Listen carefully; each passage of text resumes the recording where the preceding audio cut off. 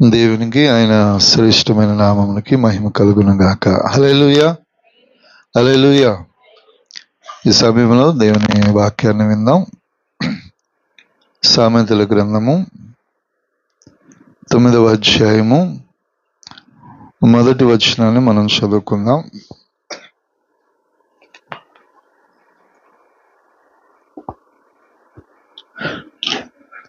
జ్ఞానము నివాసము కట్టుకొని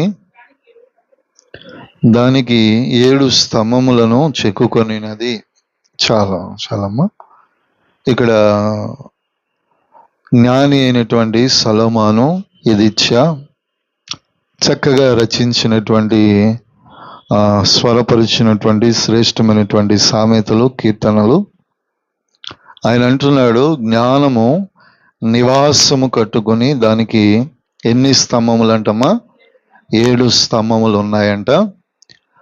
7 స్తంభములను గూర్చి కూడా ఈ పరిశుద్ధ గ్రంథములో వ్రాయబడుతుంది.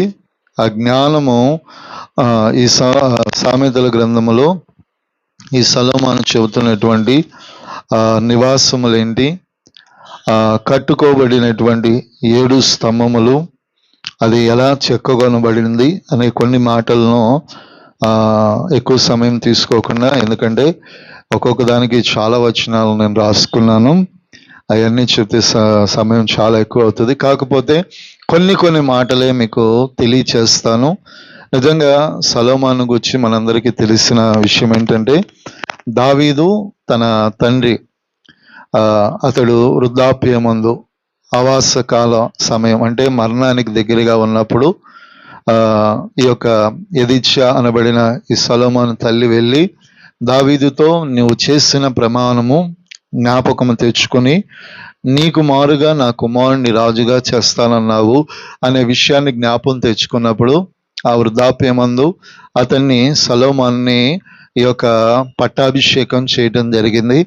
ఈ పట్టాభిషేకం చేయబడినటువంటి సొలొమోను వయసు ఇంచుమించు 12 నుంచి 14 సంవత్సరాల లోపు కలిగిన వాడు. ఈ వయసులో తన తండ్రి అయినటువంటి వ్యక్తి దగ్గర తీసుకున్న మాట చొప్పున ప్రజలను ఏలటానికి, పరిపాలించటానికి సరైనటువంటి పరిపక్వత, జ్ఞానం లేని సమయంలోనే అతడు రాజుగా చేయబడ్డాడు. రాజుగా చేయబడినప్పుడు మొట్టమొదటిగా సింహాసనమును, ఆ సింహాసనం మీద ఉన్న అధికారము అతనికి సొత్తుగా ఇవ్వబడుతుంది. ఆ అధికారమును తను కోరుకోలేదు, కానీ ఈ సొలొమోను చేసిన ఒక మంచి పని ఏమిటంటే, జీవము కలిగిన దేవుని సన్నిధికి వెళ్ళి, అయ్యా, నా తండ్రికి మారుగా నన్ను నీవు రాజుగా నియమించితివి. నేను రాజుగా నియమించబడిన ఈ దినము నుంచి ఈ ప్రజలను నేను ఏలటానికి, పరిపాలించడానికి నాకు జ్ఞానము దయచేయమని ఎవరిని అడుగుతూ ఉన్నాడంటే, దేవుణ్ణి ఈ సొలొమోను అడుగుతా ఉన్నాడు. నిజంగా ఏ వ్యక్తి అయినా తనకున్నటువంటి పరిస్థితులను బట్టి, ఎందుకంటే తండ్రి తర్వాత మన దేశంలో కావచ్చు, రాష్ట్రాల్లో కావచ్చు, తండ్రి తర్వాత ముఖ్యమంత్రి హోదా ఎవరికైనా వస్తే అధికారాన్ని ఏం చేస్తారు? ఆశిస్తారు, శాసించాలని కోరుకుంటారు. ఇంకా చెప్పాలంటే వారికి ఉన్నటువంటి ప్రలోభాల్లో, వారి ఒత్తిడిని బట్టి ఆ అధికారాన్ని కూడా వారు ఏం చేయగలుగుతారంటే దుర్వినియోగం చేయగలుగుతారు. కానీ ఈ సొలొమోను ఈ సింహాసనం ఎక్కే సమయానికి తన వయసు, తన సామర్థ్యత చాలా తక్కువే, కానీ ప్రభు ఎదుట ప్రార్థన చేశాడు. ఏంటంటే, ఈ ప్రజలను పరిపాలించడం సామాన్యమైనది కాదు. ఎందుకంటే తన తండ్రి అయినటువంటి రాజు దావీదును చూశాడు. 40 ఏళ్ల తన పరిపాలనలో ఏ రోజు విశ్రాంతి లేదు. ప్రతి దినము, అనగా తన జీవితము ప్రతి దినము రక్తపు మడుగుల్లోనే తన చేతికి ఖడ్గము అంటుకుపోయేంత రక్తపు మడుగుల్లోనే యుద్ధములు చేశాడు. ఎవరు? దావీదు. అలా అని చెప్పి దావీదు ఎక్కడైనా ఓడిపోయిన చరిత్ర ఉందంటే, చివరి నిమిషం వరకు ఇక దావీదు పని అయిపోతుంది అనుకున్న సందర్భంలో కూడా దావీదుకు దేవుడు తోడై ఉండి ఆ నిమిషంలోనే చరిత్రలను కూడా దేవుడు ఏం చేశాడంటే దావీదు పక్షాన దేవుడు మార్చివేశాడు. అంత యుద్ధ వీరుడు. అయ్యో, ఎటు చూసిన ఫిలిప్తీయులు, అమోరీయులు, ఇత్తీయులు, పెరిచీయులు అనబడిన అనేకమైనటువంటి మోయాబీలు, ఈ జనాంగము అంటే ఇజ్రాయేల్ యొక్క యూద యొక్క స్వాస్థ్యం మీద ఎగసి పడుతూ ఉన్నటువంటి ఈ పరిస్థితుల్లో ఆ ప్రజలను ఏలటానికి, పరిపాలించటానికి పరిపక్వత లేని అతడు దేవుని సన్నిధికి సమీపించి జ్ఞానము నిమ్మని అడిగాడు. హల్లెలూయా. అది ఎవరికి నచ్చింది? జీవము కలిగిన దేవునికి నచ్చింది. హల్లెలూయా. అధికారాన్ని అడగలేదు, బలాన్ని అడగలేదు, శక్తిని అడగలేదు, ధనాన్ని కోరలేదు, ఐశ్వర్యాన్ని కోరలేదు, కానీ ఈ ప్రజలను పరిపాలించుటకు జ్ఞానము దయచేయమన్నాడు. దేవుడు ఆ జ్ఞానముతో పాటు అతనికి ఏమిచ్చాడంటే సమాధానమునిచ్చాడు. ఆ జ్ఞానముతో పాటు ఐశ్వర్యాన్ని ఇచ్చాడు, వెండినిచ్చాడు, ఘనతనిచ్చాడు. పేరును, కీర్తి, ఘనత దేవుడు ఎవరికి ఇచ్చాడంట? సొలొమోనుకి ఇచ్చాడు. హల్లెలూయా. సొలొమోను వంటి జ్ఞానము కలిగిన వాడు ఆ దేశములో కాదు, ఆ కాలములో మన భారతదేశం వరకు అంతటి జ్ఞానము కలిగిన వ్యక్తి ఎవరు కూడా అక్కడ రాజుగా నియమించబడలేదు. హల్లెలూయా. ఏ రాజైనా ఎప్పుడైనా యుద్ధాలు జరుగుతాయి పక్క రాజ్యాలతో. వసతులు బట్టో, నీటిని బట్టో, ఆహారాన్ని బట్టో, ఉత్పత్తులను బట్టో ఏదో ఒక యుద్ధం జరుగుతూనే ఉంటది. కానీ 40 ఏండ్ల పరిపాలన ఒక్క యుద్ధము జరగని ఏకైక రాజు ఎవరు? సొలొమోను రాజు. హల్లెలూయా. ఒక్క ప్రార్థన తన చరిత్రని ఏం చేసిందంట? మార్చివేసింది. అదేంటి? ఈ ప్రజలను ఏలుటకు నాకు జ్ఞానం ఇవ్వని ప్రభువును అడిగిన ఒక్క ప్రార్థన 40 ఏండ్ల తండ్రి చరిత్ర, యుద్ధాలు, భయాలు, కలవరాలు, గుడారములో కలవరము ఉన్న తన తండ్రిని కూడా చూశాడు. కానీ అలాంటి గాబరా పరిస్థితుల్లో ఏ యుద్ధము లేని ఒక ధీరుడుగా దేవుడు ఎవరిని నిలబెట్టాడు? సొలొమోను నిలబెట్టాడు. హల్లెలూయా. అందుకే దేవుడు అతన్ని మహాజ్ఞానిగా హెచ్చించాడు. దేశములు, రాష్ట్రముల నుంచి అనేక మంది అతని జ్ఞానమునకు ఆ జ్ఞానమును వినటానికి, ఆ మాటలు వినటానికి వారు బంగారమును, రత్నరాశులను కానుకలుగా తీసుకొచ్చి ఆయన ఎదుట ఏం చేయబడ్డారంట? సాగిలపడ్డాడు. ఆయన అంటున్నాడు కదా, జ్ఞానమునకు నివాసము కట్టుకొని దానికి ఎన్ని స్తంభములు అయి ఉన్నాయంట? 7 స్తంభములు. అసలు ఆ జ్ఞానం ఏంటి? ఆ జ్ఞానమునకు 7 స్తంభములు ఏంటి? చదువుకుందాం. పరిశుద్ధ గ్రంథములో ఈ మాటకు నిర్వచనము వ్రాయబడుతున్న మాట చదువుకుందాం. యాకోబు పత్రిక అపొస్తలులు 3వ అధ్యాయము, యాకోబు పత్రిక 3వ అధ్యాయం 17వ వచనం. యాకోబు పత్రిక 3:17 చదవండి అమ్మా. అయితే పైనుండి వచ్చిన జ్ఞానము మొట్టమొదట పవిత్రమైనది, తర్వాత సమాధానకరమైనది, మృదువైనది, సులభముగా లోబడినది, కనికరముతోనూ మంచి ఫలముతోనూ నిండుకొనినది, పక్షమాత్రమైనను వేషధారణైనను లేనిదై ఉన్నది, నీతి ఫలము సమాధానముగా విత్తబడి ఉన్నది. ఇక్కడ ఈ జ్ఞానం ఏంటంటే మానవ జ్ఞానం కాదు, కానీ ఈ జ్ఞానం ఎక్కడి నుంచి వచ్చిందంట? పైనుండి వచ్చినటువంటి జ్ఞానముగా ఈ యొక్క భక్తుడు సెలవిస్తూ ఉంటున్నాడు. ఈ పైనుంచి వచ్చినటువంటి జ్ఞానము 7 స్తంభములుగా అక్కడ చేయబడుతుంది, తెలియచేయబడుతూ ఉంది. అక్కడ ఒక్కొక్కటిగా మనం చదువుకోగలిగితే చాలా చక్కటి మాట అందులో రాయబడుతూ ఉంటుంది. ఒక్కటి ఫస్ట్ మాట ఏమైందంట? పవిత్రమైనటువంటిది. చూడండి, దేవుడు జ్ఞానముకు 7 స్తంభములుగా దాన్ని నిలబెట్టాడు. ఆ జ్ఞానములకు ఆ జ్ఞానం ఎక్కడి నుంచి వచ్చిందంట? ఒక మనుషుని దగ్గర నుంచి రాలేదు, ఒక వ్యక్తి దగ్గర నుంచి రాలేదు, వేరే వారి యొక్క ప్రమేయం నుంచి రాలేదు. కానీ ఆ జ్ఞానము ఎక్కడి నుంచి వచ్చిందంట? పైన ఉన్నటువంటి దేవుని యొద్ద నుండి ఈ జ్ఞానం అనుగ్రహించబడ్డది. అందులో మొట్టమొదటిది ఏంటంట? పవిత్రమైనటువంటిది. ఏంటిదంటమ్మా? పవిత్రమైనటువంటిది. ఏంటి పవిత్రమైనది? ఏది పవిత్రమైనది? చదువుకుందాం. పరిశుద్ధ గ్రంథము పేతురు రాసిన మొదటి పత్రిక 1వ అధ్యాయం 22వ వచనం. చదవండమ్మా. మీరు క్షయబీజమునకు కాక శాశ్వతమగు జీవము గల దేవుని వాక్య మూలమున అక్షయ బీజము నుండి పుట్టింపబడిన వారు కనుక నిష్కపటమైన సహోదర ప్రేమ కలుగునట్లు మీరు సత్యమునకు విధేయులగుట చేత మీ మనస్సులను పవిత్రపరుచుకుని వారై ఒకనికొకడు హృదయపూర్వకముగా మిక్కటముగాను ప్రేమించుడి. ఇక్కడ మొట్టమొదటిగా మనకి పైనుంచి వచ్చినటువంటి జ్ఞానం ఏమిటంట? పవిత్రమైనది. ఇక్కడ చూడండి, మీరు సహోదర ప్రేమ కలుగునట్లు మీరు సత్యమునకు విధేయులగునట్లుగా మీ మనస్సులను మీరేం చేసుకోవాలంట? పవిత్రపరుచుకోవాలి. హల్లెలూయా. మొట్టమొదటి మాట పవిత్రత. ఈ పవిత్రత ఎక్కడి నుంచి మన జీవితాల్లోనికి రాగలుగుతుందంటే, మనలో దేవుని ప్రేమ అంటే మన కుటుంబాల్లో, మన యొక్క బంధువుల్లో, మన స్నేహితుల్లో, మన ఆత్మీయులలో దేవుని ప్రేమ నిలపబడటానికి మనం దేనికి విధేయులగాలి? ఈ పవిత్రత నిలబడాలంటే సత్యమునకు విధేయులగాలి. దేవుడు ఏమంటున్నాడు? లోకములో నేనే సత్యమును అని దేవుడు అన్నాడు లేడమ్మా? నేనే మార్గము, నేనే సత్యము, నేనే జీవం అన్నాడు. అంటే ఆయన ద్వారా తప్ప ఎవరునూ కూడా తండ్రి యొద్దకు వెళ్ళరని కూడా ఆయనే చెప్పాడు. ఆయన లోకంలో ఉన్నప్పుడు ఆయన చెప్పిన మాటలే కదా. ఈరోజు పవిత్రత అనేది మనలోకి రావాలంటే ఆ పవిత్రత మనలో రావటానికి, అది మనలో నివసించటానికి మనం ఏం చేయాలంట? ఇక్కడ చెప్పబడినటువంటి సత్యమునకు మనం ఎల్లప్పుడూ ఏం చేయబడాలి? విధేయులగాలి. అంటే సత్యము ఏం చెబుతుందో, అంటే లోకములో అసత్యం కూడా ఉంది. ఆ అసత్యమునకు పేరు అబద్ధమునకు జనకుడు. అతడి పేరు ఏంటంట? సాతాను అని యోహాను పత్రికలో వ్రాయబడి ఉంటది. వాడు నోట ఎక్కడా కూడా మంచి మాటలు లేవు. వాడి నోట లోకములో ఉన్నదంతా ఏంటంటే కలిపి చెరిపి లోకములో వాడు ఏం చేస్తా ఉన్నాడు? వాడి పనిని చేస్తా ఉన్నాడు. ఆడు మొట్టమొదటిగా ఏదేను తోటలో ఏం చేశాడు? పనిని ప్రారంభించాడు. అక్కడ లేని దాన్ని ఏం చేశాడు? అవ్వ ఎదుట ప్రజెంటేషన్ చేశాడు. ఇది ఉన్నది అన్నట్లుగా ఆమెను మతి భ్రమింపజేశాడు. అక్కడ సృష్టి ఆరంభములోనే పాపము ప్రవేశించడానికి అపవాది ఏం చేశాడు?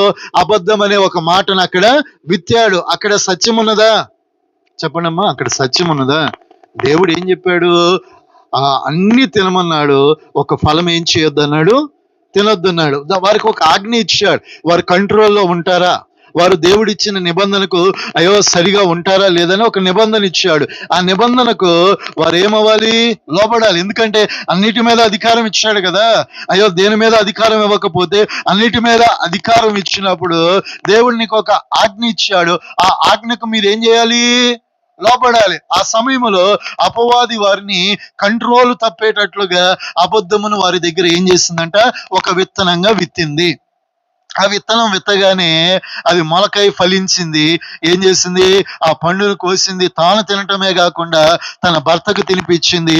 చివరికి దిగంబరులై ఆ ఏదేను తోట అనేటటువంటి ఆ పరలోకపు నివాసం నుంచి తోలివేయబడ్డాడు. ఆ తోలివేయబడిన తర్వాత ప్రపంచానికి దాన్ని దేవుడు ఏం చేశాడంట? మరుగు చేశాడు. అంటే ఆనాటి సృష్టి ప్రారంభములో అసత్యము ద్వారా అపవాది ప్రారంభించి మానవుల్లోనికి ఏం తీసుకొచ్చాడంట? అపవిత్రతను తీసుకొచ్చాడు. హల్లెలూయా. దేవుడి ఆజ్ఞ అతిక్రమించటం ఏమిటి? వాడు అసత్యాన్ని చెప్పినప్పుడు సత్యాన్ని దేవుడు ముందే ప్రకటించాడు కదా. దాన్ని వారు నమ్మి ఉంటే వారి జీవితాలు ఎలా ఉండేవి? వేరే విధంగా ఉండవచ్చు. ఈ సృష్టి ఇలా ఉండకపోవచ్చు. కానీ వారు ఏం చేశారు? అసత్యమును సత్యమని ఏం చేశారంట? విశ్వసించబడ్డారు, త్రోసివేయబడ్డారు. కష్టించి ఫలించి పని చేసి వారంతట వారే సంపాదించుకుని శ్రమ పడవలసిన ఆవశ్యకతలోనికి రావటానికి కారణం ఏంటంటే ఆజ్ఞ అతిక్రమం అనే పాపము. అంటే సత్యమునకు వారు ఏమవలేదు? విధేయత చూపని కారణమున ఆనాడు ఏదేను తోటలో వచ్చిన ఆ పాపము ఈనాటి కాలము సర్వజనులలో ఏలుబడి చేస్తుంది. అంటే పవిత్రత లోపించటం వల్ల అపవిత్రత లోకంలో ఏం చేస్తుందంట? ఏం చేస్తుంది? తాండవం చేస్తుంది.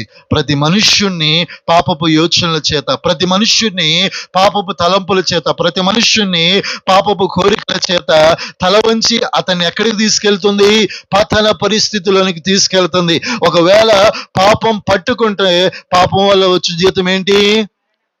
అదే పాపం పట్టుకుంటే పాపంతో పాటు వచ్చేది శాపం. అదే పాపం పట్టుకుంటే ఆ పాపం నుంచి వచ్చేది శిక్ష. అదే పాపం పట్టుకుంటే వారి జీవితంలో కలిగే శ్రమ, వారి జీవితంలో అదే పాపం పట్టుకుంటే వారిని పీడించేటటువంటి భయంకరమైనటువంటి వ్యాధులు, అదే పాపం పట్టుకుంటే వారు కూర్చొనలేరు, నుంచొనలేరు, శపితమైన అనుభవాల్లోనికి వెళతారు. అంటే ఒక పాపములో నుంచి శాపము కావచ్చు, మరణము కావచ్చు, రోగము కావచ్చు, ఆ పాపములో నుంచి ప్రారంభించి ఒక్కొక్క మనిషిని ఒక్కొక్క విధంగా ఏం చేస్తుందంట?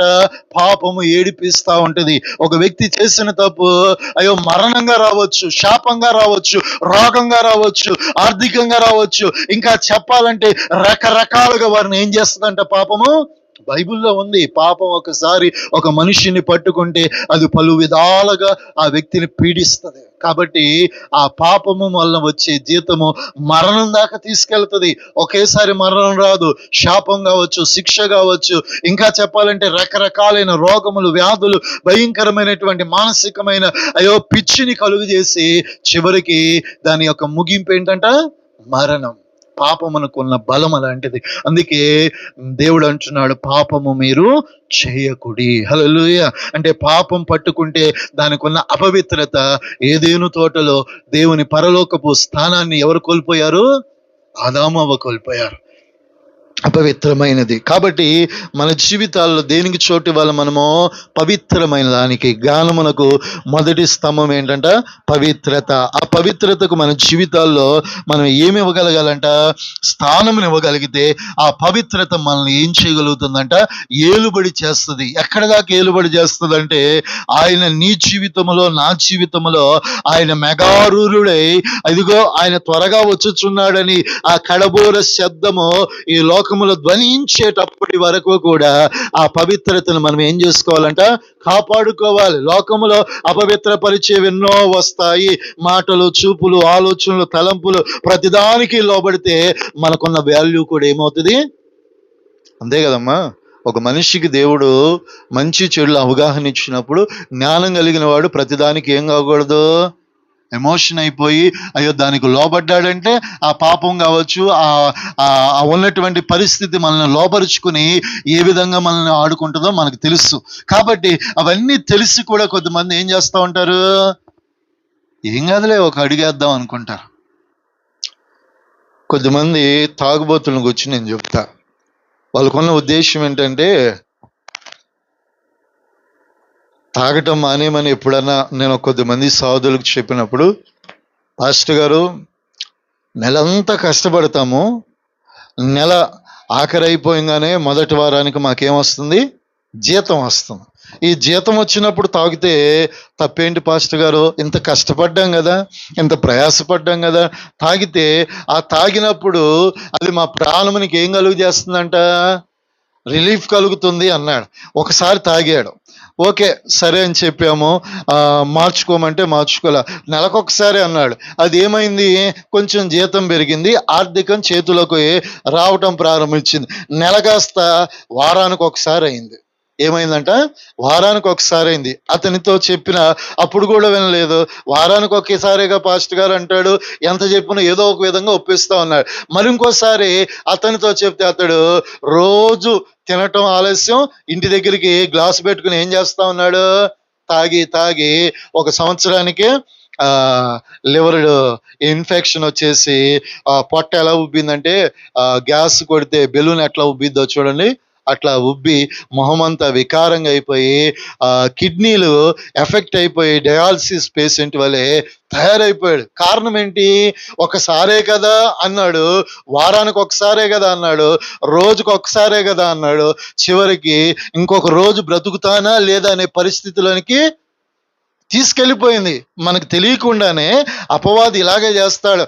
మన జీవితాల్లోనికి అపవిత్రతను ఎలా తీసుకొస్తాడంటే ఒక వ్యసనం ద్వారా కావచ్చు, అయ్యో ఈ లోకంలో ఉన్నటువంటి రకరకాలైన కార్యక్రమాల ద్వారా కావచ్చు, పాపం మనలో ప్రవేశించడానికి వ్యక్తుల ప్రమేయంతో తీసుకొస్తాడు. స్నేహితులు కావచ్చు, బంధువులు కావచ్చు, అయ్యో మనతో కలిసి ఉన్నవారు కావచ్చు, వారిని లోబరుచుకుంటాడు. ఎందుకంటే తాగుడుకు అయ్యో బానిసైన వాడు తన జీవితంలో దాని నుంచి అయ్యో బయటికి రావటం చాలా కష్టము. ఆ కష్టములో నుంచి బయటకు వచ్చే లోపే తన శరీరాన్ని పాడు చేస్తుంది ఆ వ్యసనం. అయ్యో చాలా మంది తాగుబోతులు నేను చూశాను.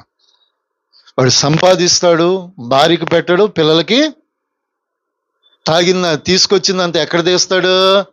ఆ తీసుకువెళ్ళి వైన్ షాపుల దగ్గర ఆ తినేసి తాగేసి అలాగే రోడ్డు మీద పడిపోతాడు. ఆ జేబులో ఫోన్ ఉంటుంది, ఆ జేబులో డబ్బు ఉంటుంది. అది ఎవరి పాలవుతుంది? పరుల పాలే కదా. చూడండి, అయ్యో కష్టపడింది కుటుంబానికి, బిడ్డలకు అయ్యో ఉపయోగపడవలసింది ఎక్కడ ఉపయోగపడుతుంది? ఎందుకు చెబుతున్నా అంటే పాపపు యొక్క పరిపక్వతకు వచ్చి వారి జీవితాలను మరణం దాకా తీసుకువెళ్ళటానికి ఈ అవకాశం కలుగుతుంది. కాబట్టి అపవిత్రతకు అనేకమైన మార్గాలు ఉన్నాయి మానవుని జీవితంలో. కాబట్టి ఆ త్రోవలను, ఆ మాటలను మనం ఏం చేసుకోకూడదు? లోబరుచుకోకూడదు. ఇంకా కొద్దిమంది ఏం చేస్తారు? అల్లరితో కూడిన ఆటపాటలు. ఏమైంది? అయ్యో ఫ్రెండ్స్ కలవక కలిశారు కాబట్టి అయ్యో మేము వెళ్తే ఏమైంది, చిందులేస్తే ఏమైంది, వారితో నాట్యాలు వేస్తే ఏమైంది అని చెప్పి ఒకసారి వెళ్తారు. ఒకసారి వెళ్ళిన తర్వాత అదే ఫ్రెండ్స్ అయ్యో మనం ఎప్పుడో కలుస్తున్నాం, ప్రతి వారం కలుద్దామని ఏం చేస్తాడు? పిలవటం ప్రారంభిస్తాడు. ఇలా పిలవటం ప్రారంభించినప్పుడు నీ జీవితంలో మార్పులు జరుగుతాయి. ఎందుకంటే లోకంలో అనేక మందిని ఈ పరిస్థితుల మధ్య అయ్యో చూస్తున్నాను. కాబట్టి ఈ అపవిత్రత అనేటటువంటిది ఈ మానవ జీవితాన్ని, పరిశుద్ధత కలిగిన, భక్తి కలిగిన విశ్వాస జీవితాన్ని పెను ప్రమాదంలోకి తీసుకెళ్తుంది. అప్పటి వరకు అయ్యో సేఫ్ జోన్ లో ఉండి భక్తి కలిగి ప్రార్థన చేసి ఆరాధించి దేవుని సన్నిధిలో అయ్యో స్తుతించి ఇంటికి వెళ్ళి తన పనులు చేసుకునే వ్యక్తి జీవితంలోనికి అపవిత్రపరిచే వ్యక్తులను తీసుకొచ్చి, అపవిత్రపరిచే అయ్యో సమూహాలను తీసుకొచ్చి నిన్ను మళ్లించటం ప్రారంభిస్తాడు. హల్లెలూయా. అప్పుడు నువ్వేం చేయకూడదు? పిలిచారు కదా అని అయ్యో ఊరికి వెళ్ళిపోయావు అనుకో, అక్కడే అపవిత్రత, అక్కడే అపవాదికి ఏం కలుగు చేస్తాము? అవకాశం కలుగు చేస్తాం. ఒకసారి వెళ్ళాము, అక్కడ అపవిత్రత ఉన్నది తెలిసినాక మరొకసారి దాని వైపు ఆ రూటు, ఆ మార్గం కూడా మనం ఏం చేయకూడదు? వెళ్ళకూడదు. ఎందుకంటే దేవుడు పవిత్రతను కాపాడుకోమన్నాడు. ఎప్పటి వరకు? ఆయన వచ్చే వరకు. ఎప్పుడు వస్తాడు? ఆయన 2025 సంవత్సరాల క్రితమే అన్నాడు, ఇదిగో నేను త్వరగా. ఎలా వస్తున్నాడు? ఎందుకు వస్తున్నాడు? అసలు ఆయన ఉద్దేశం ఏంటో చాలా విషయాలు ఉన్నాయి. రాబోయే దినాల్లో తెలియచేస్తాను. ఎవరు ఎత్తబడతారు, ఎవరు విడవబడతారో ఆదివారం మీకు తెలియజేస్తాను పరలోక రాజ్యంలో. అయితే అసలు ఆయన రాబోతున్నాడని వినబడుతుంది. ఎవరి జీవితంలో ఎప్పుడు వస్తాడు, ఎందుకు వస్తాడు, ఆయన రావటానికి గల కారణం ఏమిటో కూడా లేఖనాల్లో వ్రాయబడ్డాయి. కానీ ఆయన వచ్చినప్పుడు నీవు నేను ఏం చేయబడాలంట? సిద్ధపరచబడాలి. హల్లెలూయా. మార్గములో ఆయన రావచ్చు, నా జీవితంలోనైనా నీ జీవితంలోనైనా. ఎప్పుడు ఎలా వస్తాడో తెలియదు. కానీ ఈ పవిత్రతకు మన జీవితంలో స్థానం ఉంటే ఒకరోజు ఆయనతో పాటు మన ముందుముగాక. హల్లెలూయా. మొట్టమొదటి స్తంభం ఏంటంట? పవిత్రమైనటువంటిది. రెండవదిగా సమాధానమైనది. హల్లెలూయా. ఏమైందంటమ్మా? సమాధానం. చదువుకుందాం. మార్కు సువార్త 9వ అధ్యాయము 50వ వచనం చదవండి అమ్మా. 9:50. ఉప్పు మంచిదే గాని ఉప్పు విస్తారమైన ఎడల నిస్సారమైన ఎడల దేనివల్ల మీరు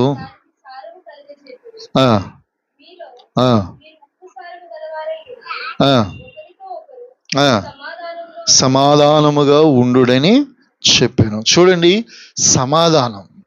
ఉప్పు నిస్సారమైతే ఏం చేయదంట? ఎవరికి? చేదొచ్చేస్తుంది. ఉప్పు నీటిని తీసుకువచ్చి సముద్రపు దగ్గర, అక్కడ ఉన్నటువంటి చెరువుల్లోనూ, అక్కడ ఉన్నటువంటి పంటల్లోనూ వాటిని ఎండగట్టేటప్పుడు ఆ వ్యక్తులు దాన్ని నిస్సారం కాకుండా, అంటే చేదుమయము కాకుండా దాన్ని ఏం చేస్తారంట, చూసుకుంటారు. వాటిని కాళ్ళతోనే తొక్కుతారు, అయ్యో నాగలితోనే దాన్ని చక్కగా నీట్గా లాగుతారు, కొన్ని తీసుకుని దాన్ని చేస్తూ ఉంటారు. కానీ అదే ఉప్పు నిస్సారం అయిపోతే ఏమవుతుందంట, చేదుగా మార్చబడుతుంది. అదే సారము కలిగిందైతే అందరికీ, అనగా ఇక్కడ కూర్చున్న ప్రతి ఒక్కరు కూడా మీరు చేసుకునేటటువంటి ప్రతి ఆహారములో ఆ ఉప్పు వేయగలిగితే ఏం కలుగుతుంది, రుచినివ్వగలుగుతుంది. ఉప్పు లేకుండా ఎవరైనా ఆహారములు ఏమైనా తింటారమ్మా?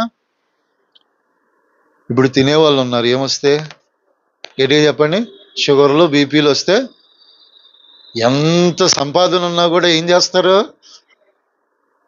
దీనికి కారణం ఏంటి మనం చెప్పలేము, ఎందుకంటే అన్నీ కలుషితం అయిపోయినాయి. అంటే ఉప్పు నిస్సారం అయితే మనం ఏది కూడా తినలేం. అంటే సారవంతమైనటువంటి వ్యక్తులుగా మన జీవితాలు ఉండాలి. అంటే లోకముల పరిస్థితులు ఎట్లా ఉన్నా, ఏ వ్యక్తులు మన జీవితాల్లో సరిగా ఉన్నా లేకపోయినా ఎదుటి వారితో మనం ఎలా ఉండాలంట, సమాధానంగా ఉండాలి. ఉప్పు ఏ రీతిగా ప్రతి ఆహార వస్తువులో వేసినప్పుడు ఎలా రుచినిస్తుందో, క్రైస్తవ దేవుని బిడలంగా ఈ సమాజంలో ఉంటున్నా ఎదుటి వ్యక్తి మనతో ఎలా ఉన్నాడు అనేది పక్కన పెడితే, మనం ఎదుటి వ్యక్తితో ఎలా ఉంటున్నాం అనేది కూడా చాలా ప్రాముఖ్యత సంతరించుకుంది. ఎందుకంటే క్రైస్తవుడు లోకానికి ఉప్పు లాంటి వాడు. ఉప్పు అయ్యో కూరకు, అయ్యో ఆహారమునకు రుచినిస్తుంది. క్రైస్తవుడు కూడా మండుచు వెలుగుచున్న దీపం. ఎందుకంటే ఏ వ్యక్తి అయినా ఒకరోజు ఈ దీపం దగ్గరికే రావాల్సిందే. హల్లెలూయా. ఏ వ్యక్తి అయినా కరెంటు పోతే ఎవరి దగ్గరికి వస్తారు చెప్పండమ్మా? ఇప్పుడంటే టార్చ్ లైట్లు ఇవి అవి వచ్చినాయి, ఫోన్ లైట్లు వచ్చినాయి. అప్పుడు ఏమున్నాయి, ఈ దీపం బుడ్లే, లైట్లు కూడా లేవు. అలా చదివి కలెక్టర్లు అయిన వాళ్ళు, ఎంబీబీఎస్లు అయిన వాళ్ళు, అయ్యో దేశానికి ముఖ్యమంత్రులు అయిన వాళ్ళు కూడా లేకపోలేరు. అంటే ఆ వెలుగు దగ్గరికే రావాల్సిందే. అంటే ఉప్పు ఎంత రుచికరంగా మార్చబడాలితో ఉప్పు వేసినప్పుడు నీ మాట కావచ్చు, నీ పలుకు కావచ్చు, నువ్వు నిలిచే ప్రతి స్థలములో కూడా మీరు రుచికరమైన వ్యక్తులుగా ఉందురుగాక. ఎందుకంటే సమాధానంతో మీ కుటుంబాన్ని కట్టుకోవాలి.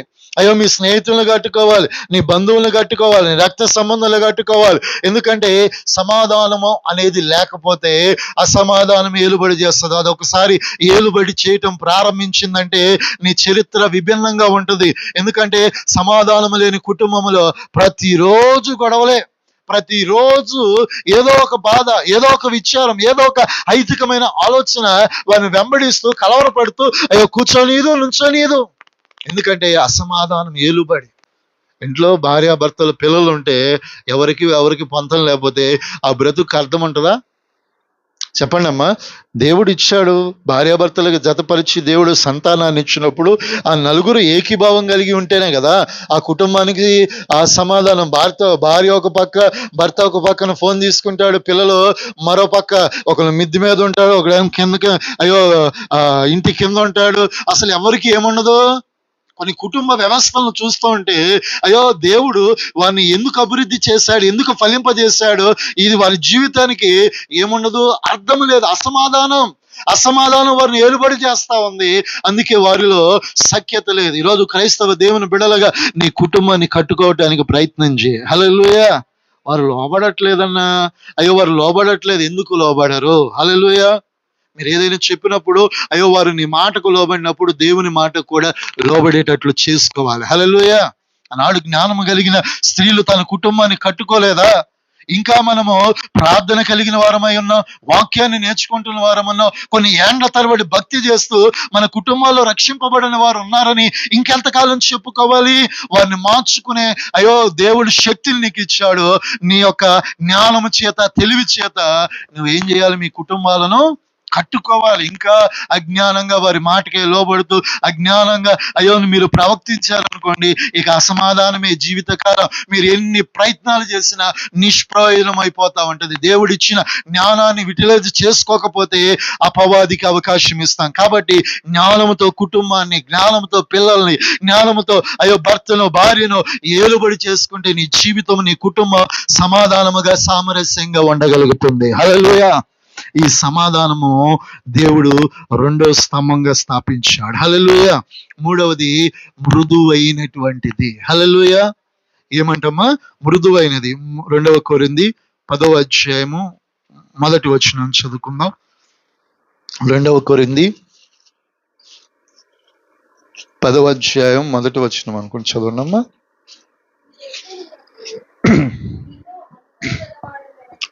నీలో అనుకువ గలవాడినైనట్టియు ఎదుట లేనప్పుడు మీ ఎడల ధైర్యము గలవాడినైనట్టియు పౌలునగు నేను యేసుక్రీస్తు యొక్క సాత్వికమును మృదుత్వమును బట్టి నేను మిమ్మను వేడుకొనుచున్నాను. హల్లెలూయా.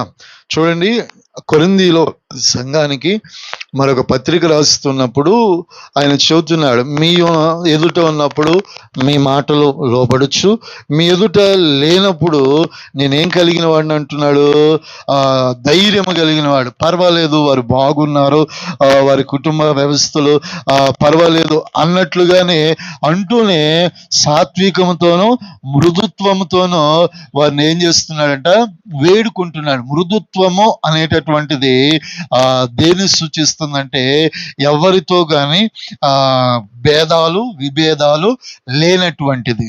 ఏమైనటువంటమ్మా, విభేదములు అంటే ఒకరిని విభేదించి ఒకరిని త్రోసివేసేటటువంటి పరిస్థితి లేనటువంటిది. మాట, మృదువైన మాట వారి కుటుంబానికి తేనె వంటిదని వాక్యం అంటే, మృదువైన మాట మనుష్యునికి తేనె వంటిది. ఆ మృదువైన మాట ఆ మనుష్యునికి ఆ వాక్యమునిచ్చే దీవెన వంటిదని కూడా లేఖనాలు సెలవిస్తా ఉంది. అంటే మన నోట వచ్చే ప్రతి మాట ఎలా ఉండాలి, మృదుత్వంగా. మృదుత్వం అంటే మాట వచ్చేటప్పుడు కొద్దిమంది మాట నోరెత్తి ఎలా ఉంటదమ్మా, బాగా చాలా మంది సామెత అంటారు, కత్తిపోటు కంటే, చెప్పండి, కత్తిపోటు ఒకసారి పొడిస్తే గాయమైంది, కానీ ఆ నోటి నుంచి వచ్చే మాట దెబ్బ మాత్రం గుండెని ఏం చేస్తుంది తెలుసా, చాలా కాలం ఉంటుందంట గుర్తు. ఎందుకంటే లోకంలో ఈ సామెత నానుడి సామెతే. అంటే కత్తి అయితే ఆ గాయం ఒక 10 రోజుల్లో, ఒక నెల రోజుల్లో మానిపోబడుతుంది, కానీ నోటి మాటల చేత కలిగే నొప్పి మాత్రం ఆ గాయముని ఏం చేస్తుందంట, రేపుతానే ఉంటుంది. ఎప్పుడు కూడా ఆ ఆలోచన వచ్చినప్పుడల్లా కూడా ఆ దుఃఖము, వేద ఆలోచన ఏం చేస్తూ ఉంటుందంట, రేపుతానే ఉంటుంది. అందుకే మన నోటి మాటను చాలా జాగ్రత్తగా ఉండి మన మృదుత్వంతో మాట్లాడుతూ కుటుంబాన్ని కట్టుకుంటూ మృదుత్వంతో సహవాసం కలిగి ఉండాలి ప్రతి పనిలో కూడా. ఆయన అంటున్నాడు కదా, నేను పౌలునైన వాడిని కాబట్టి మృదుత్వంతోనే మాట్లాడుతున్నాను. కఠినంగా మాట్లాడట్లా. ఒకవేళ కఠినంగా మాట్లాడితే వేరే విధంగా ఉంటుంది, కానీ మృదుత్వంతోనే. అంటే అన్ని సందర్భాల్లో కూడా కోపపడే సందర్భం ఉంటుంది. ఇంకొకసారి చెప్పాలంటే మాట్లాడి గద్దించే సందర్భం ఉన్నప్పటికీ కూడా ఎందుకు మృదుత్వంతో మాట్లాడుతున్నాడు, ఎందుకు మృదుత్వంతో ఉన్నాడంటే వారి విషయంలో ప్రేమ కలిగి ఉన్నాడు కాబట్టి, వారి విషయంలో ధైర్యం కలిగి ఉన్నాడు కాబట్టి మౌనముగా ఉండి మాట్లాడట్లేదని దాని యొక్క ఆలోచన. కాబట్టి మన కుటుంబాల్లో కూడా మన పిల్లలు కావచ్చు, మన కుటుంబస్తులు కావచ్చు, ఎవరైనా ఒక తప్పిదం చేసినప్పుడు తొందరపాటు చర్య మంచిది అంతే కదమ్మా. కొద్దిమంది తల్లిదండ్రులైనా పిల్లలైనా తొందరపడి నిర్ణయాలు తీసుకున్నవి చేటుకు కారణమవుతాయి. అదే ఆలోచించి మృదుత్వంతో మాట్లాడి సమాధాన పరుచుకుంటే అది చాలా ఆశీర్వాదకరం. హల్లెలూయా. కాబట్టి ఆ మృదుత్వము జగడము కాకుండానట్లుగా మన జీవితాలను ఏం చేస్తుందంటే నడిపిస్తుంది. 4వదిగా సులభముగా లోబడినటువంటిది. ఏంటంటమ్మా, సులభముగా లోబడినటువంటిది అనే మాట అక్కడ వ్రాయబడతా ఉంది. చదువుకోగలిగితే రోమీలకు రాసిన పత్రిక 6వ అధ్యాయము 16 చదువుదాం. రోమీలకు రాసిన పత్రిక 6వ అధ్యాయము 16వ వచనం.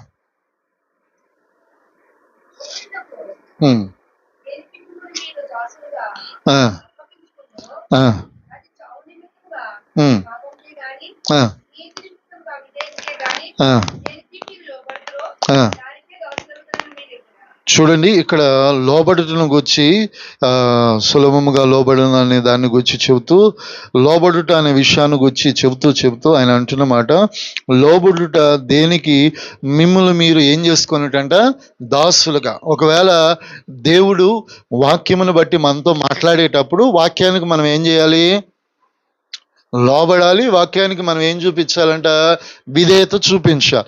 ఆ వాక్యానికి విధేయత చూపిస్తే ఆ ఒబిడియన్స్ని బట్టి మనం దేవుని వాక్యం చేత లోపరచబడతాము. ఆ వాక్యం మన మీద ఏం చేయబడుతుంది, ఏలుబడి చేస్తుంది. ఒకవేళ ఆ వాక్యమునకు మనం లోబడకపోతే దేనికి లోబడతాము, పాపమునకు. ఎందుకంటే ఒకవేళ పాపమునకు లోబడితే అది మన మీద ఏం చేస్తుందంట, దాసత్వం అనేటటువంటి కట్లను మన మీద అది ఏం చేయగలుగుతుందంట, మోపగలుగుతుంది అని లేఖన భాగం సెలవిస్తా ఉంది. ఒక రకంగా చెప్పాలంటే ఆనాడు ఇజ్రాయేల్ ప్రజలను దేవుడు ఎక్కడి నుంచి విడిపించాడు, ఐగుప్తు బానిసత్వము సంఖ్యలు తెంచాడు. కానీ వారు మరలా దేని కోరుకున్నారు, ఒక రకంగా చెప్పాలంటే వారు మరలా దేని కోరుకున్నారమ్మా, అదే బానిసత్వాన్ని. అక్కడ ఐగుప్తులో మాకు చక్కగా బీట్రూట్లు ఉన్నాయి, క్యారెట్లు ఉన్నాయి, ఆకుకూరలు ఉన్నాయి, మాంసం ఉంది అని ఎవరితో మాట్లాడుతున్నారు, మోషేతో మాట్లాడుతున్నారు. అక్కడ వారికి ఏముంది, బానిసత్వం ఉంది, అక్కడ వారికి చెర ఉంది, అక్కడ బలత్కారం ఉంది, దోపుడు సొమ్ము ఉంది, వారు ప్రశాంతంగా సుఖమైన నిద్ర కూడా వారి జీవితాల్లో లేదు. ఇవన్నీ కూడా ఏవి మరిపించేసే వారిని, ఆహారం. వారి జీవితాల్లో వారు ఏమైపోయారంట, వారి యాత్రలో ఆ దేవుడు వారి జీవితాల్లో చేసిన వాటన్నిటిని మర్చిపోయి మరలా దేని కోరుకుంటున్నారు వారు, అదే దాసత్వం. అంటే కొంతకాలం వారి జీవితాల్లో కలిగే శ్రమను వారి శరీరాన్ని ఏం చేసుకోలేదంట, అప్పగించుకోకుండా మరలా దేనికి లోబడుతున్నారు, దాసత్వమునకి. ఐగుప్తు. ఈరోజు చాలా మంది ఈ పాపమునకు త్వరగా పడిపోవటానికి గల కారణం ఏంటంటే, మిగతా రోజుల్లో ఒకప్పుడు నేను ఇలాంటి వాడిని, ఇలాంటి దానిని, అలాంటి వాటిని అని చెప్పుకుంటూ వాటిని నెమర వేసుకుంటూ వాటి జ్ఞాపకాల్లోకి వెళ్ళినప్పుడు అది మనం పట్టుకోవటానికి ఏముంటది, అవకాశం ఉంటుంది. ఎందుకంటే మనం విడిచి వచ్చిన ఐగుప్తుతో మనకు సంబంధము. దేవుడు ఏమంటున్నాడు, వెనుకున్న వాటిని మరిచి ముందున్న వాటి కొరకు ఏం చేయాలంట. మనోళ్ళు చాలా మంది భక్తి చేస్తూ ఉంటారు, విశ్వాసం చేస్తూ ఉంటారు. అరే నేను ఒకప్పటి వాడిని అయితే నీ అంతు చూస్తా. ఇంకెందుకు నీ భక్తి, నువ్వు అంతు చూడటానికి దేవుడు పిలవలా, యుద్ధం చేయటానికి నేను పిలవలా. యుద్ధం ఆయన చేసుకుంటాడు, ఆయన చేసుకునే యుద్ధం ఆయన చేయని. నువ్వు యుద్ధం చేస్తే దేవుడు చేసే యుద్ధం నువ్వు చూడలేవు. హల్లెలూయా. పరలోక రాజ్యంలో ప్రవేశించలేవు. ఆయన చేయాల్సింది ఒక యుద్ధం ఉంది, హిరణ్యకేమో యుద్ధం అని ఒకటి ఉంది. ఆ యుద్ధము 1000 ఏండ్ల పరిపాలనలో సామాన్యమైన యుద్ధం కాదు. ప్రపంచములో ఇంచుమించు 4వ వంతు అగ్ని చేత, కందకముల చేత మసి అయిపోయేటటువంటి ఒక యుద్ధం ఉంది పరిశుద్ధ గ్రంథములో. ఆ యుద్ధం చేయడానికి ఆయన సంసిద్ధుడై ఉన్నాడు, పరిశుద్ధ గ్రంథంలో వ్రాయబడి ఉంది. ఆ యుద్ధానికి ఆయన సంసిద్ధుడై ఉంటే మనుషుడు ఏం చేస్తున్నాడు, ఈరోజు ఎదురయ్యే ప్రతి సవాలుకు క్రైస్తవ్యంలో కావచ్చు, భక్తిలో కావచ్చు, మునుపటి స్థితిని జ్ఞాపం తెచ్చుకోవటానికి పిలవల్ల.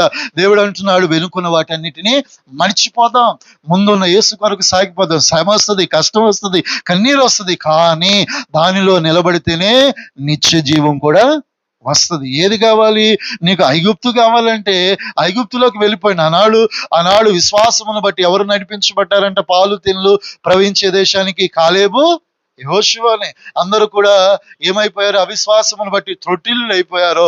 ఒక రకంగా చెప్పాలంటే అనేక మంది అరణ్యములలో ఆకులు రాలిపోయినట్లు ఇజ్రాయేల్ వారు ఏమైపోయారంట, రాలిపోయారు. కారణం ఏంటంటే వారు కోరుకున్న దాస్యత్వం, వారు కోరుకున్నటువంటి ఆ పాపం అనే దాస్యత్వం వారిని మరలా లోకములోనికి, మరణం దాకా తీసుకువెళ్ళింది. కాబట్టి దేవుని వాక్యానికి లోబడితే ఆ వాక్యము నిన్ను ఉన్నత శిఖరాల్లో ఎక్కించగలుగుతుంది. హల్లెలూయా. మన మనుషులకు లోబడద్దు, పరిస్థితులకు లోబడద్దు, దేవునికి లోబడదు. దేవునికి లోబడు అనే జీవితము ఒక గొప్ప ఆశీర్వాదమునకు దేవుడు కారణభూతుడిగా చేయునుగాక. ఇంకా చెప్పాలంటే అక్కడ 5వదిగా కనికరముతో కూడినది. చదువుకుందాం. లూకా సువార్త 6వ అధ్యాయము 36వ వచనం. ఒక మాట అక్కడ అందరికీ తెలిసిన మాటే. లూకా సువార్త 6వ అధ్యాయము 36 చదవండి అమ్మా. కాబట్టి మీ తండ్రి కనికరము గలవాడు మీరును కనికరము గలవారని యుండుడి అనే మాట ఎవరు సెలవిస్తూ ఉంటున్నారు, దేవుడు సెలవిస్తూ ఉంటున్నారు.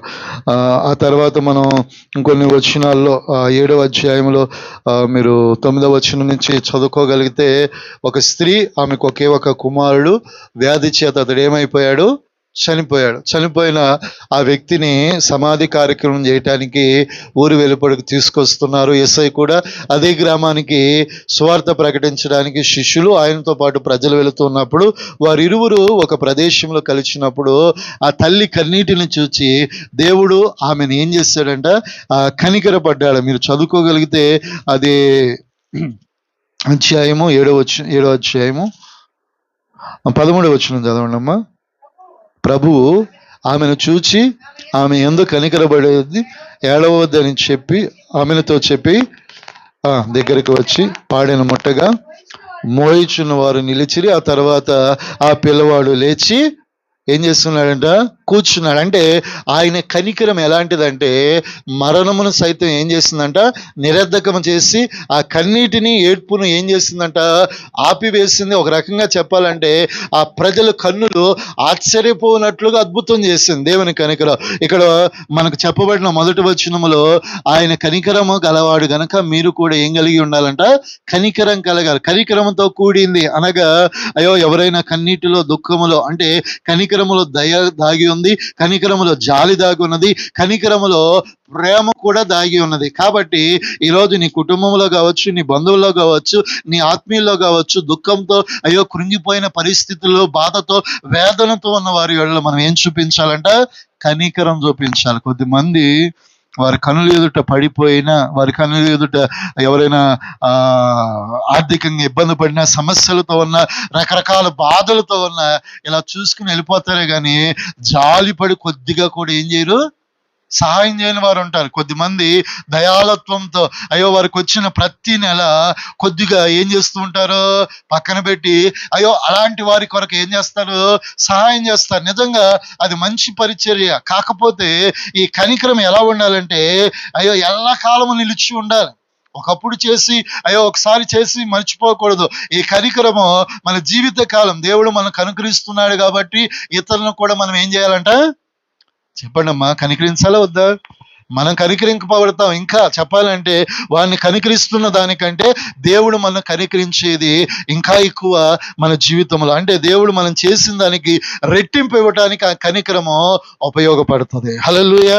అలాగే 6వది చూడగలిగితే పక్షపాతము లేనిది.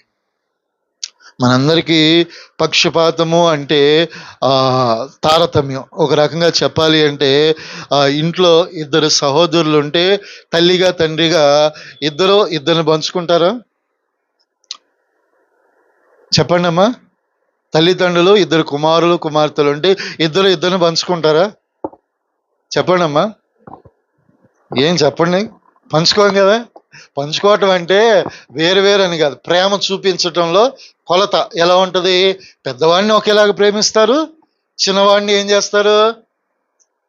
కొద్దిమంది ఉంటారు ఎలా ఉంటారంటే నాకు కుమారుడే ఇష్టం, కుమార్తె నాకు అవసరం లేదు.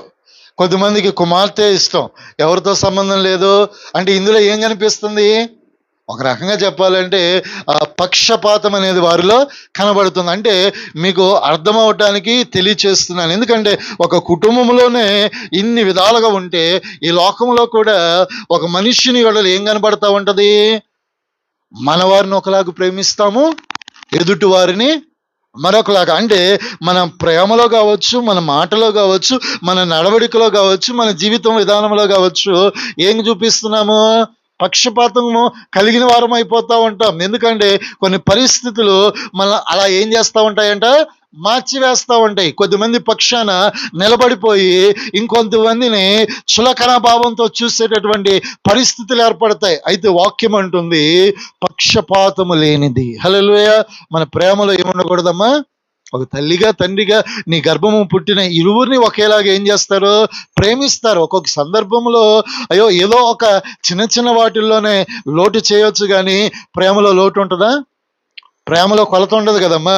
మీరు ఎంతైనా ప్రేమిస్తారు, ఎందుకంటే వారు దేవుడు మీకు ఇచ్చిన స్వాస్థ్యం. వారి కొరకే మీరు ఏం చేస్తున్నారు, కష్టపడుతున్నారు. మీ ప్రేమలో స్వార్థం లేదు కానీ ఆలోచించే వ్యక్తులు ఏముంటది, మీ తల్లి ప్రేమించట్లేదురా, మీ తమ్ముడిని ప్రేమిస్తుందిరా అనే వ్యక్తులు చెప్పే మాటల్లో స్వార్థం ఉంటుందేమో కానీ తల్లిదండ్రులు అయ్యో వారి మధ్యలో స్వార్థం అనేది ఉండదు. కాకపోతే ఈరోజు దేవుడు కూడా ఆయన పక్షపాతం లేనివాడు, అందరిని ఏం చేస్తున్నాడు? ప్రేమిస్తున్నాడు, కనికరిస్తున్నాడు, సాయం చేస్తున్నాడు. కానీ ఆయన పేరు పెట్టబడిన నా జనులు అనబడిన వారు మాత్రం అందరినీ ప్రేమిస్తున్నారా? వారికి ఇష్టమైన వారిని ప్రేమిస్తున్నారు, వారికి ఇష్టం లేని వారిని ప్రేమించట్ల. ఇందులో ఏం కనబడుతుంది? పక్షపాతమే కదా వాక్యం అంటుంది. అందరినీ సమానంగా ప్రేమించాలి. ఒక్కొక్కసారి ప్రేమ పంచటంలో అయ్యో కొద్దిగా అటు ఇటు కావచ్చు, కానీ ఒకే వ్యక్తి మీద పెట్టుకుని మరొకరిని దూషించుట న్యాయము కాదు. అంటే ప్రేమలో ఏముండకూడదు? పక్షపాతం లేనిదై ఉండాలనేది దేవుని ఉద్దేశమై ఉన్నది. ఎందుకంటే ఈరోజు దేవుడు కూడా ఆనాటి కాలంలో సిలువలో తన ప్రజల కొరకే ప్రాణం పెడితే ఈరోజు మనకి ఏమొచ్చేది కాదు. తన ప్రజలు వద్దనుకున్నారు. ఆ ప్రేమ, ఆ జాలి, ఆ దయ అన్యులమైన మన జీవితాలకు ఏమైంది? కనికరించబడ్డా.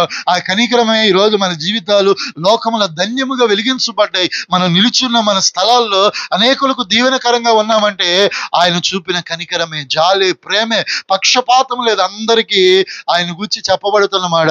యేసుక్రీస్తు అందరికీ ప్రభువు, ఎవ్వరికీ ప్రభువు కాదనటానికి లేదు. ఈరోజు చాలా మంది మన దేశంలో ప్రభువులు అనబడిన వారు ఉన్నారు, కానీ వారికే ప్రభు, వారి స్థానంలో పై ఉన్న వారికే ప్రభువులు. ఒక చిన్న మధ్య తరగతి వారికి వారు ఏం కాదంట, వారిని అక్కడికి గుళ్ళోకి రానీరు, వారి ఉండే నివాసాల దగ్గరికి రానీరు. అంటే వారి దేవుడు వారికే అన్నట్లే ఉంటారు. కానీ నా యేసు ప్రభు లోకానికి వచ్చి అందరికీ సమానత్వం. హల్లెలూయా. ఆ మందిరములో చిన్న మధ్య తరగతి అయ్యో ఏ భేదము, కుల మత ప్రాంతీయ ఏ భేదం లేదు, అందరికీ ఏమై ఉన్నాడు అంటే పక్షపాతం లేని ఏకైక ప్రేమ నా ప్రభు అయిన యేసయ్య ప్రేమ. ఆయన కలిగి ఉన్న మనలో కూడా ఆ పక్షపాతం లేనిదై ఉండాలి. చివరిగా వేషధారణ లేనిది. హల్లెలూయా. మత్తయి సువార్త 23:28 ఒకసారి చదవండమ్మా. మత్తయి సువార్త చివరిగా 23:28.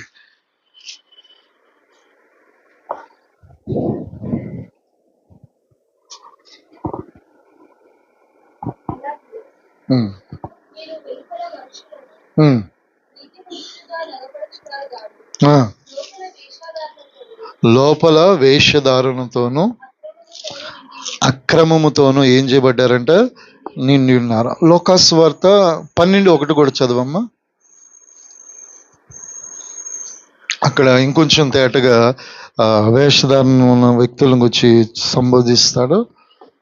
అంతలో ఒకరినొకడు త్రొక్కుకొనున్నట్లు వేల కొలది జనులు కూడినప్పుడు ఆయన తన శిష్యులతో మొదట ఇట్లా అని చెప్పసాగాను, పరిచయుల వేషధారణ అను పులిసిన పిండిని గూర్చి మీరు ఏం చేయాలంట? జాగ్రత్త పడుడి. హల్లెలూయా. చూడండి, ఇక్కడ మనం మొట్టమొదటి చదువుకున్న దాంట్లో ఏమున్నదంట? పైకి మాత్రం ఎలా కనబడుతున్నారంట? చాలా బాగా కనబడుతున్నారు. లోపల అంతరంగంలో ఏం కలిగి ఉన్నారంట?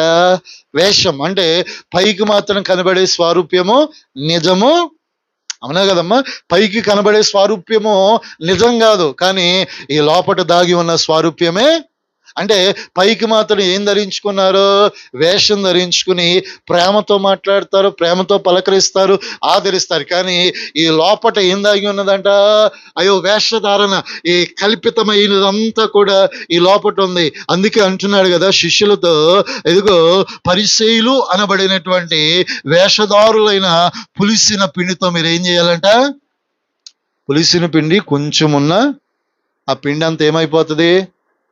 పులిసిపోయింది. పులిస్తే మనకు పనికి వస్తుందా? ఒకసారి ఆలోచించండి. పులిస్తే మనకు పనికి వస్తుందా? అలాంటి వారితో ఎలా ఉండాలి? పులిసే పిండుకున్న గుణం ఏంటంటే తనతో పాటు తన ఉన్నటువంటి సమస్తాన్ని ఏం చేస్తుంది? పిండి మొత్తాన్ని పాడు చేస్తుంది. కొద్దిమంది పులిసిన పిండి వంటి వారు ఉంటారు. మనతో పాటు ఉండి మనలో ఉన్న వారి మధ్యలో ఏం పెడతారు? గొడవలు పెడతారు, కలహాలు పెడతారు. ఒక రకంగా చెప్పాలంటే విభేదాలు కలిగి చేస్తారు. అలాంటి వారితో మనం కూడా ఏమై ఉండాలి? జాగ్రత్త కలిగి ఉండాలి. అంటే పులుసును పిండుకున్నటువంటి గుణం ఏంటంటే తనతో పాటు పిండి మొత్తాన్ని ఏం చేస్తుందంట? ఎందుకు? నోటికి తినటానికి ఉపయోగం లేదు. అందుకే పరిసయ్యులు అలాంటి వారు పరిసయ్యులు ఎలాంటి వారంటే అప్పటి వరకు ప్రజలతోనే ఉన్నట్టుండి ప్రజల్లోనే ఏం కలుగు చేసేవారు? విభేదాలు కలుగు చేసి యేసు ప్రభు దేవుడు కాదు, ఆయన కూడా శిస్తు కట్టాల్సిందే అని ఆయన మీదకు ప్రజలందరినీ కూడా రేపేటటువంటి మనస్తత్వం ఎవరికుంది? పరిచయులు వేషధారులకు ఉంది. ఈరోజు సంఘాలలో కావచ్చు, కుటుంబాల్లో కావచ్చు, ఈరోజు సమాజంలో కావచ్చు, పైకి మనతో ఒక వేషం కలిగి ఉంటున్నారు, లోపట ఇన్నరో వారిలో ఉన్నటువంటి వేషమే నిజమైనటువంటిది. అందుకే దేవుడు అంటున్నాడు, వేశ్యనైనా నేను క్షమిస్తాను కానీ వేషధారిని, అంటే వేషధారికి ఉన్న గుణం ఏంటంటే పైకి ప్రేమతో అయ్యో ముచ్చట్లు చెప్పి మంచిగా మాట్లాడతాడు, లోపట వేషం అస్సలది ఉంది. అందుకే దేవుడు వారిని ఏం చేయాలంటున్నాడు? ఏ మాత్రము క్షమింప జాలనుకుంటున్నాడు. అంటే జ్ఞానమునకున్నటువంటి ఈ స్తంభము ఒకటి పవిత్రత అయితే ఆ పవిత్రతను కాపాడుకుందాం. రెండవది సమాధానకరమైందంటే ఆ సమాధానాన్ని స్థాపించుకుందాం. మూడవది మృదువైనటువంటి మాటల చేత మన కుటుంబాలు కట్టుకుందాం. సులభముగా దేవునికి లోబడే వారి ఉందా. ఐదవదిగా కనికరం. అయ్యో మనం తండ్రి కనికర పూర్ణుడు కాబట్టి మనం కూడా కనికరించే వారిగా ఉండాలి. ఆరవది పక్షపాతం, ఇతరుల ఎడల లేని వారై ఉండాలి. ఏడవదిగా మనలో ఏం కనపడకూడదు? వేషధారణ ఎప్పుడు కూడా కనపడకూడదు. ఈ జ్ఞానమునకు ఈ 7 స్తంభాలు, ఈ 7 వచనాలు, ఈ 7 మాటలు ఆ సొలొమోను చెప్పబడిన మాట ఇక్కడ మనకు యాకోబు పత్రికలో పొందుపరచబడ్డాయి. కాబట్టి ఈ 7 పరలోకం నుంచి మన కొరకు ఇవ్వబడ్డాయి. కాబట్టి ఈ 7 చేత మన కుటుంబాలను, మన బిడ్డలను మనము కట్టుకుందాము గాక. అలా మనం కట్టుకుంటే ఒకరోజు దేవుని ఎదుట నమ్మదగిన వారంగా ఉంటాం. ఆయన వచ్చినప్పుడు ఆయనతో కూడా పరదేశంలో మనమందరము నిలపబడదుము గాక. ప్రార్థన చేసుకుందాం.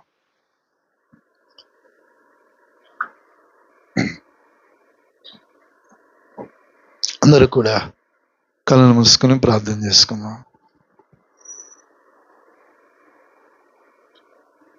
స్తోత్రములు, స్తోత్రములు. సర్వకృపానిధి తండ్రి, ప్రేమస్వరూపి,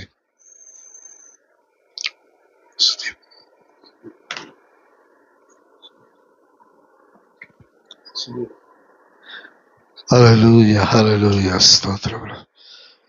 మహాగణుడేమో మంచి యేసయ్యా, అయా స్తోత్రములు, స్తోత్రములు ప్రభా. గొప్ప దైవమానికి స్తోత్రం, స్తోత్రం, స్తోత్రం. హల్లెలూయా, హల్లెలూయా, స్తోత్రం, స్తోత్రం. సులభముగా లోబడినటువంటిది